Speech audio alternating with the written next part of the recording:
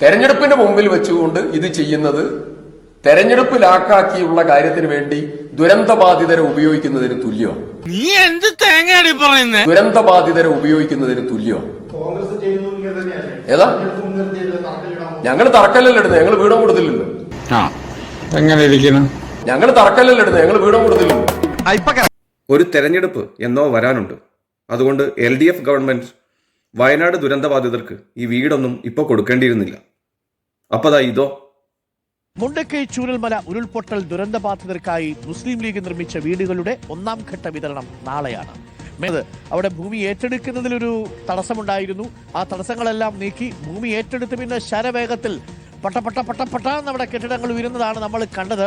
നിർമ്മാണ പ്രവൃത്തി ആരംഭിച്ചത് 5 മാസം കൊണ്ടാണ് ഇവിടെ വീടുകളുടെ നിർമ്മാണ പ്രവൃത്തി പൂർത്തിയാക്കിയത്.